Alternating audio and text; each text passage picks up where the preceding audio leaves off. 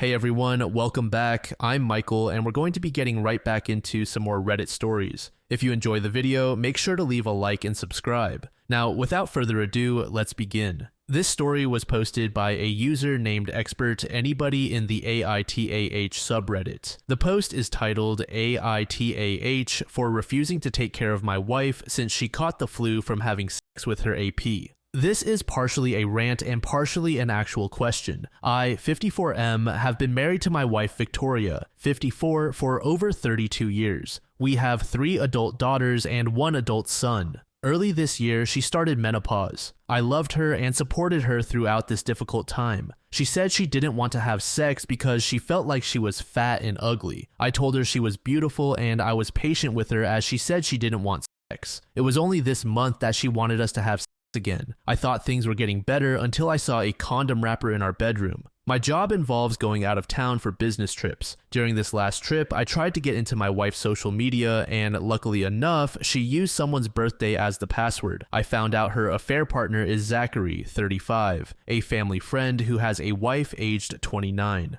While on my trip, I read many messages. One message involved Zachary asking if it was okay to come over for their fun time since he thought he was coming down with something. Even after getting back in town, I read some messages. Zachary messaged that he and his wife have the flu, so he can't see my wife for a while. My wife said that getting the flu herself was worth it. I came home to my wife, who was suffering from the flu. I immediately told her that I knew about her and Zachary. She was upset but too weak from the flu to stop me from packing and leaving. She begged me not to leave her alone while she's sick. After I left, my wife has been messaging me. She said she's very sick. I told her to go to the doctor, call an ambulance, or call someone else. She said she's not dying but needs me. She said she can't call our kids or any other family member since they'll ask why I'm not there. She said that menopause had made her crazy and that she wouldn't see Zachary anymore. I still haven't gone back. Am I the jerk? Edit, as soon as I found the messages, I was planning on telling Zach's wife. I wanted to tell her face to face. I wanted to spare our adult kids the horrible news, but many in the comments made a good point that my wife could lie to our kids.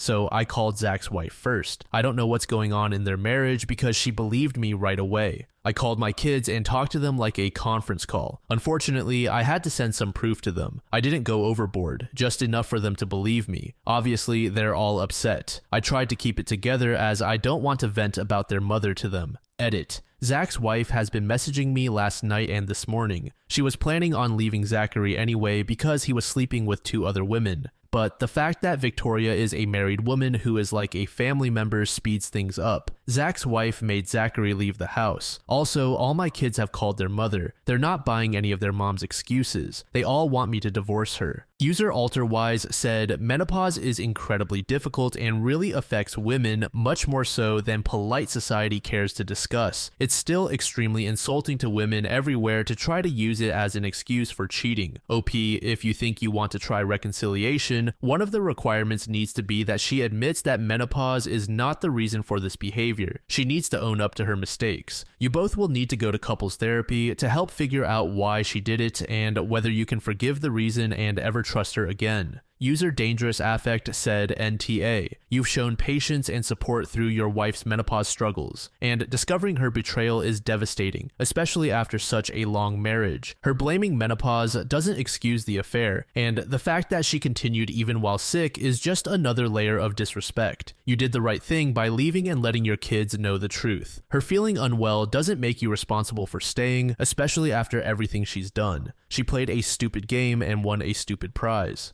Well deserved. One day later, OP made an update post. The answer was obvious, but I needed other people to tell me so I wouldn't stupidly go back to my wife. Thank you to those who commented on the first post. I made 2 edits on the first post explaining some things that happened after I posted. To briefly touch on those edits, Zach's wife and my adult kids know that my wife Victoria had an affair with Zachary. Zach's wife kicked him out of their house. All the kids are on my side and they want us to divorce. I talked to a friend who's a major divorce attorney for the 3rd time. I've given her a lot of the evidence so she can decide what we can use. She did say that I should be careful with what I say online, especially since I use Victoria's and Zachary's real names. Our kids, especially our eldest daughter, are pressuring their mom to make this a quick and easy divorce. A lot of people who commented said I was being too nice to my cheating wife. I'll show some pettiness by letting everyone here mock all the excuses and minimizations she made for her cheating. Menopause made her feel crazy. She felt fat and ugly and like she didn't deserve me. Zachary came on to her first. She wanted to make sure a man could be attracted to her without being obligated because she's the mother of his children. She had sex with Zachary to ensure she could still have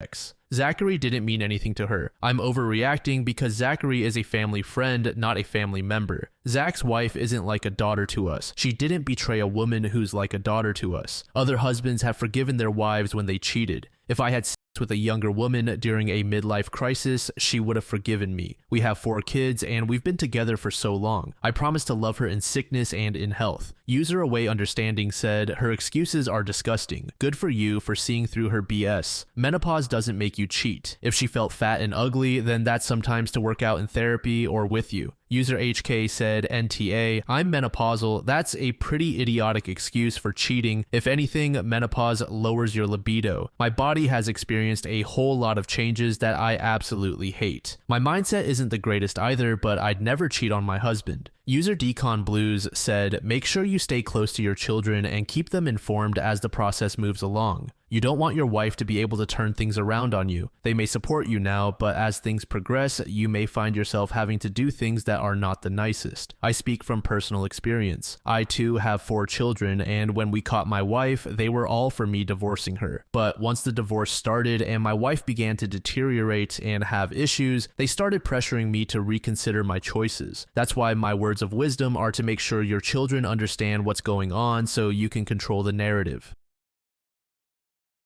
This next post was made in the relationship subreddit by a user named John is a Targaryen. The post is titled, I am 20M and my mom's friend, 38, may be attracted to me. Am I reading too much into it? My mom just got married last weekend in the Caribbean and she invited only close friends and family. This includes a friend of hers that she's known for about 12 years, who has also known me since I was a small boy. Now to last weekend, we're all finally at the resort on the beach on Friday, and I had just come from an adventure in one of the older cities. I spot my mom's close friend with her cousin at the bar and decide to say hello, since I haven't seen her in a long time. I approach her with a, can I get you a drink, just to be fun, and she looks over, realizes it's me, and gives me a huge hug. Oh my god, it's you. Look how grown you are. Let me buy you a drink. So she gets me a drink, we catch up, and she asks me if I have a girlfriend twice and keeps touching my arm. I've always had a crush on her, so I offer a very cute smile and answer all her questions, maintaining eye contact. I show her that I'm into photography and she is very interested in what I'm doing with it. We then go from the bar to the pool where my mom is and continue talking. She asks if I have a girlfriend once again and buys me another beer. She also asks what astrological sign I am. Later, we go as a small group to a strip of bars at midnight and walk around. Whenever she talks to me and is near me, she touches me. She's Hispanic like me, so I just believe it's her being friendly and motherly. We sit down to eat and continue talking, and I ask her if she would like to walk on the beach with me at the hotel. She says yes, but ends up not being able to because her cousin was not feeling well. The next day, my mom gets married. Earlier that day, I had taken a few pictures of her and her cousin, and she asked if they looked good in them. I very relaxedly and smoothly tell her that they definitely came out perfect, and she smiles back at me. She then says that once they come out, I should text them to her, saying that she gave me her number the previous night at the strip of bars. I tell her no, but she insists that she did and says that maybe she forgot. At the reception, I see her at the bar, ask the bartender for a beer, and she offers to take a shot with me due to my toast. She then asks for my number and calls me so I have hers. She's incredibly attractive, and I just don't know if she's just being nice or if she's genuinely interested in me. If she is, I think it's more in a friendly way, but fresh eyes on the situation would be awesome. TLDR, mom's friend might be interested in me. User in the middle of summer said, she's known you since you were a child. If she's trying to hook up, that's predatory as hell. User Har Har said, do not read into it, do not look at it, do not pick it up, leave it on the shelf where it belongs and slowly walk away. Do not ever endanger the relationship with your mother because of an opportunity to be with someone. This is a no-go zone, dude. There is a 100% chance that your mother will find out about this. 100%. User Bringback Diogenes said, "Someone will come along and tell you what you want to hear, but that person is not me. Don't pursue it. Leave this as a fantasy. Also, she's already aware you have a crush. Don't validate her attempts to feel like she's able to pick up anyone, even her friend's son." A deleted user said, "Being drunk together at a destination wedding in the Caribbean was the one time anything could have happened. Don't go out of your way for this at all. It really doesn't matter if she finds you attractive or not. You'd be risking your personal relationships and reputation for no good reason, no matter how much you enjoy the thought of hooking up with the attractive older lady you've known forever." This final post was made in the True Off My Chest subreddit by a user named Pale Ad. The post is titled, "I listened to my brother and I shouldn't have. I met my ex-wife Kelly in college when she asked me for some notes one day. We had been sitting next to each other for weeks without a word until then. We started dating and got serious pretty quickly, which upset my younger brother Robert. Robert was about 16 when I started dating Kelly, and you could tell that he had a bad crush. She was always nice and took it in stride. After Robert left home and got into college, I let him move in with us. Kelly and I had been together for about 3 years, living together for 2.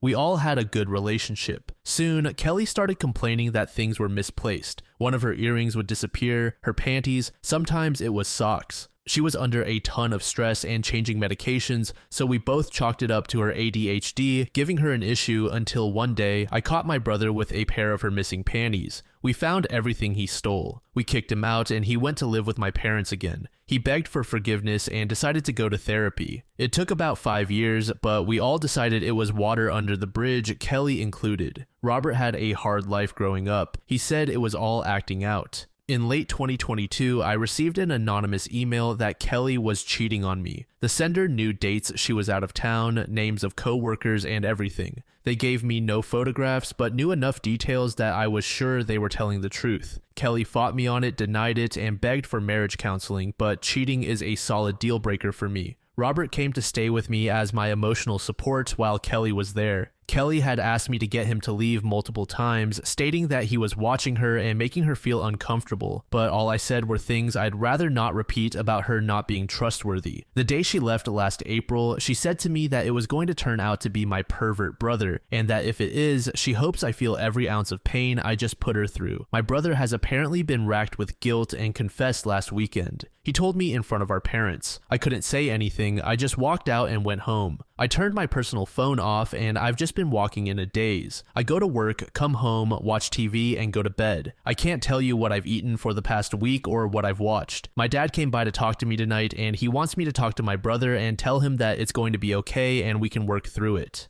I turned on my personal phone for the first time to see hundreds of texts from my brother. I just want to reach out to Kelly and beg for forgiveness and ask her if we can start over. A few days later, OP posted an update. I vented on Reddit about finding out that my brother faked my wife's affair during a business trip. I've been in a daze since I found out. I kept reading comments suggesting I leave Kelly alone, but I sent her an email to the address where we had been communicating about little things that popped up, and then I went to bed. I apologized, told her that I know I can't mend things, but acknowledged that she was right and that Robert is out of my life, possibly along with my parents. I didn't expect a reply, but I received a massive email back. It was filled with a lot of personal things that I don't want to repeat. She said she understood the desire to believe that email, but that she wasn't even able to defend herself. I just gave her time to get out and then immediately moved Robert into our home, where she watched him intentionally keep us from communicating as she was forced to leave. She said she would have done anything, let me talk to her coworkers, check her geo-tracking, but Robert kept a permanent buffer, and I allowed it, belittling and mocking her along with him whenever she attempted to talk to me. She thanked me for the closure on this chapter of her life and wished me the best, but she asked me not to contact her again.